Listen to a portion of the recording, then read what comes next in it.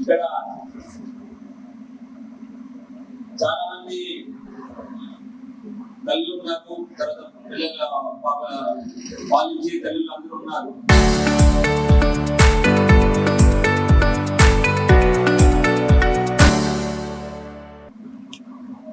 ఇక్కడ మన ఏరియాలో కళ్ళు తాగే అలవాటు కొంచెం ఉంటుంది, కొన్ని అపోహలు ఉంటాయి.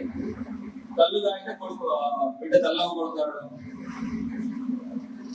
కళ్ళు తాగితే కొడుకు కొడతాడు, కళ్ళు తాగితే ఈజీ డెలివరీ అయిపోతుంది, ఎటువంటి ఆపరేషన్ అయిపోతుంది అనేది అపోహలు. ఇవన్నీ నమ్మకండి. ఈ కళ్ళు పాశ్చాత్య దేశాలు అంటే వెస్టర్న్ కంట్రీస్ లో ప్రెగ్నెన్సీలో ఉన్నప్పుడు ఎటువంటి ఆల్కహాల్, కళ్ళు కానివ్వండి మిగతా పనులు కానీ ఇటువంటిది రికమెండ్ చేయదు. ఎందుకంటే దానివల్ల పిండం యొక్క ఎదుగుదల తగ్గిపోతుంది. మీకు తెలిసిన వాళ్ళు కానీ ఎవరైనా ఉంటే కూడా తప్పకుండా చెప్పండి, ఇటువైపు వెళ్ళకండి. కళ్ళు అనేవి కాదు, కళ్ళు అనేది జనరల్ ఇక్కడ మిస్కాన్సెప్ట్ అంటే అది మళ్ళీ చెప్తున్నాను, గర్భిణీ స్త్రీలు ముఖ్యంగా చెప్తున్నాను, అటువైపు వెళ్ళకూడదు. ఇంకొకటి మాట్లాడుతుంది బాగోదు, గురించి మాట్లాడాలి.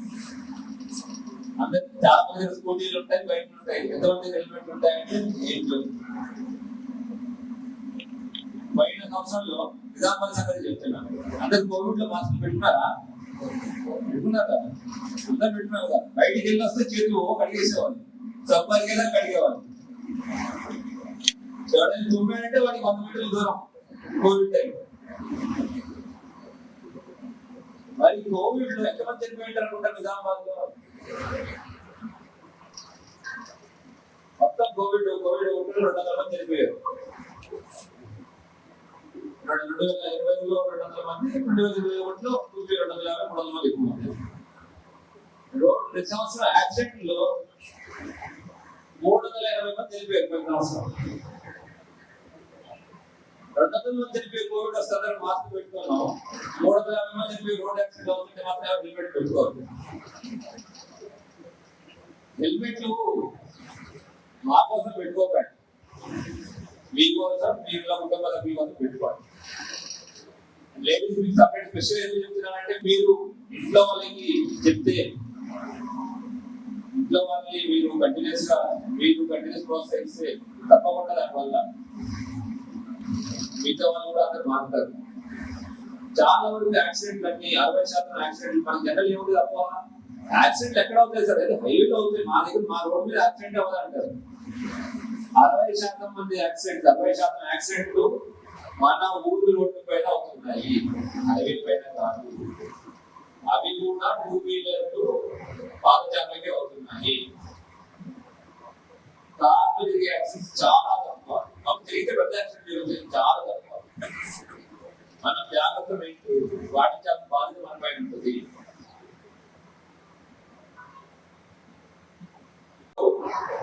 సమగ్ర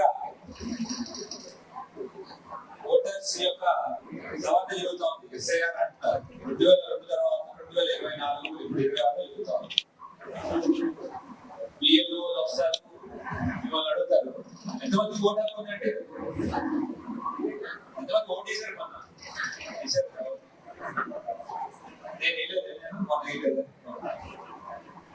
2002లో ఎంతమంది ఓట్ చేశారు అంటే నేను అప్పటికి నేను చిన్నపిల్లలు, నాకు కూడా ఓటర్ లేదు. ఇప్పుడు ఏమడుగుతారంటే, ఇప్పుడు వచ్చిన తర్వాత 26లో ఓట్ చేశారు కదా, 2002లో ఓటు హక్కు ఉందా, ఓటర్ హక్కు ఉంటే ఓటర్ కార్డు ఇవ్వమని అడుగుతారు. ఎంతమంది ఓటర్ కార్డు ఉంటుంది? ఇంతమంది దగ్గర ఉంటుంది. 2002 మిగతా దగ్గర ఉంటుంది, 400 దగ్గర ఉంటుంది, ఇలాంటివి చాలా దగ్గర ఉంటుంది. అయితే దానికి ఏముంటుంది? నాకు లేకపోయినా మా తల్లిదండ్రులకి వాళ్ళకి ఉంటుంది ఆ ఓటర్ కార్డు. మిగతా లేదంటే ఉంటున్నట్టు ఇన్ఫర్మేషన్ అడుగుతాం. సరే సార్ అడుగుతున్నారు, ఏమంటే ఇవన్నీ ఇవ్వకపోతే ఏమవుతుంది? ఓటు హక్కు పోతుంది. అంటే ఏమవుతుంది? ఎలక్షన్ అప్పుడు వచ్చే డబ్బులు పోతాయి, అంతేనా? ఎలక్షన్ అప్పుడు వచ్చే డబ్బులు పోతాయా? ఇది మనం బయట రాష్ట్రాల్లో, చాలా రాష్ట్రాల్లో తిరుగుతా ఉంది SIR ప్రణాళిక. దాంట్లో ఎన్నో లక్షల ఓట్లు, బోగస్ ఓట్లు తీసేయడం కానివ్వండి, లేదంటే SI లో ఉన్న గుర్తించడం జరుగుతాం. ఇప్పుడు దీంట్లో ఒక విషయం మీకు చెప్పేది ఏంటంటే వాళ్ళు ఎవరు మిమ్మల్ని ఓటీపీ అడగరు. మీ ఫోన్ వస్తే అమ్మ నీ పలానా పేరు పద్మ కదా, మీది ఆత్మూరు కదా, మీ ఓటు తీసేస్తున్నాము అంటే అదే సార్ ఓటు తీయద్దు, నా ఓటు చేస్తున్నారు, నాకు వచ్చేటప్పుడు బాగుంది. అలా అయితే ఒక నిమిషం మేము మాట్లాడి ఓటీపీ పంపిస్తాం, మీ ఫోన్ నెంబర్ తో రిజిస్టర్ చేస్తాం అని ఒక ఓటీపీ ఇస్తారనుకోండి, మీరు ఇమీడియట్ ఓటీపీ చెప్పకండి. ఎందుకంటే ఆ ఓటీపీలో ఇవన్నీ స్కామ్. మిమ్మల్ని మీ యొక్క ఓటు హక్కు గురించి మాట్లాడే వాళ్ళు ఎవరైనా, ఓటు హక్కు రిజిస్టర్ చేసి నమోదు చేయడానికి వచ్చిన వాళ్ళు ఎవరైనా కూడా మీ యొక్క ఓటీపీ కానీ మిగతా ఇతర బ్యాంక్ డీటెయిల్స్ కానీ ఏమీ అడగరు. ఎవరైనా అడుగుతుంటే అది ఒక స్కామ్ కింద గుర్తుపెట్టుకోవాలి. ఎందుకు చెబుతున్నారు సార్ అంటే మొదలైన ఈ స్కామ్, ఈ సైబర్ స్కామ్లు ఎంతున్నాయంటే మన రాష్ట్రంలో పోయిన సంవత్సరంలో దొంగతనాలు, తర్వాత ఇంట్లోంచి వచ్చి కొల్లగొట్టడాలు, హౌస్ బ్రేకింగ్ అంటారు, ఇవన్నీ కలిపితే 400 కోట్లు పోతే మన రాష్ట్రంలో ఈ సైబర్ స్కామ్ వల్ల 4500 కోట్లు పోయాయి ఒక సంవత్సరంలో. అంటే దొంగతనాలకి 10 అవుతుంది. ఎక్కడి నుంచి చేస్తున్నారు వీళ్ళంతా? చైనా నుంచి మన దేశస్తుల్ని కొంతమంది తీసుకెళ్తారు, అక్కడ బద్దీలో పెడతారు, అక్కడ పెట్టి వాళ్ళ చేత ఏది స్కామ్లు చేపిస్తారు. సో మనం జాగ్రత్తగా ఉండాల్సిన అవసరం చాలా ఉంది.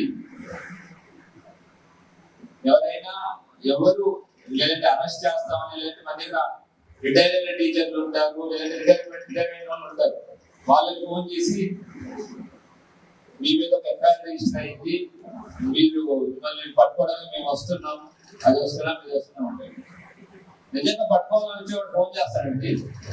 దొంగకు ఫోన్ చేసి వస్తాం, పోలీసులు అరే ఉన్నావా లేదా, ఉండు నేను వస్తాం అంటామా? చేస్తాం అట్లాగా. కానీ జనాలు ఎందుకు నమ్ముతున్నారు?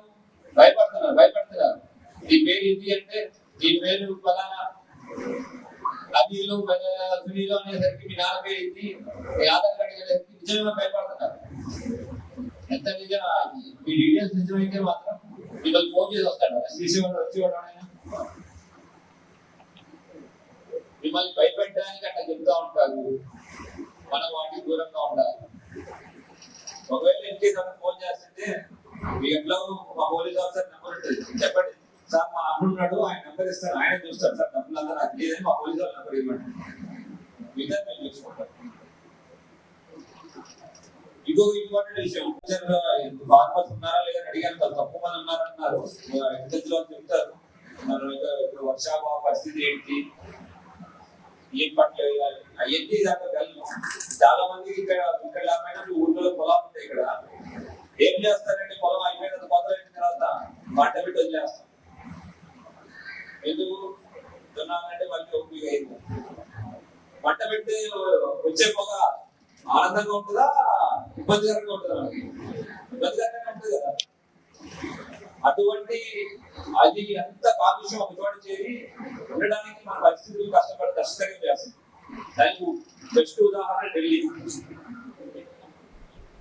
పంజాబ్ లో రైతులందరూ పంట పెట్టడం వల్ల అదంతా వచ్చి ఢిల్లీలో ఢిల్లీ ప్రపంచానికి కాలుష్య రాజధాని అంటారు, పొల్యూషన్ క్యాపిటల్ ఆఫ్ వరల్డ్ అంటారు ఢిల్లీ.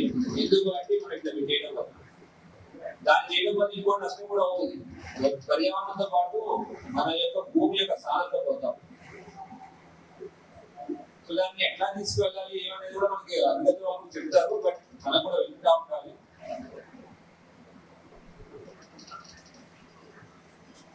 తర్వాత మీ ఏరియాలో కానీ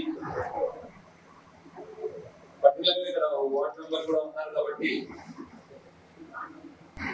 మన ఏరియాలో ఎక్కడైనా ఇబ్బందులు లేదంటే లైట్లు కానీ లేదంటే మీకేం చాలా మంది ఉన్నారు ఇక్కడ, అంత ఎంతమంది మొబైల్ ఫోన్లు ఉన్నాయండి? ఉన్నాయా? ఉన్నాయి కదా. ఎన్ని రోజుల కోసం మొబైల్ ఫోన్ మారుస్తారు? 3 ఏళ్ళు మారుస్తారు, 3 ఏళ్ళు కొత్త వాళ్ళు అయితే 2 ఏళ్ళకి మార్చేస్తారు.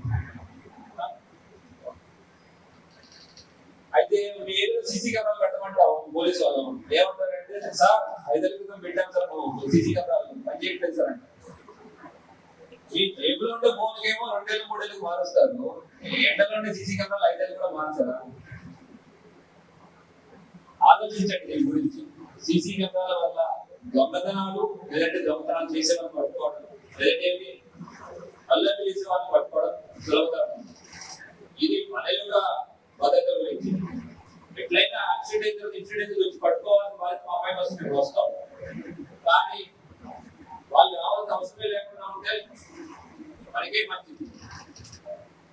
సో అందరూ ఈ సీసీ కెమెరాల విషయంలో కూడా మీ వార్డ్ మెంబర్స్ కూడా చెప్తారంటే చీఫ్ పర్సన్ కూడా చెప్పారు ఇంతకుముందు కూడా. అందరూ కలిసి మన యొక్క మన వార్డు మన భద్రతను తీసుకుని ముందుకు వెళ్తేనే మనం సేఫ్ గా ఉండగలుగుతాం. ఇది ఒక జీవన శైలి కావాలి మన యొక్క రక్షణ. ఏదో ఇప్పుడు వస్తే అప్పుడు ఇన్సూరెన్స్ ఎట్లంటే పురుగులు వచ్చేదాకా పురుగుల మందు కొట్టాలి సార్, లేదంటే చెట్లు వాడిపోయేదాకా చెట్లకు ఎరువు వేయడం అని అంటామా? అదే వస్తాడు ఎరువు మొక్కల నుంచి చూడాలి. మన యొక్క రక్షణ గురించి మనం ముందే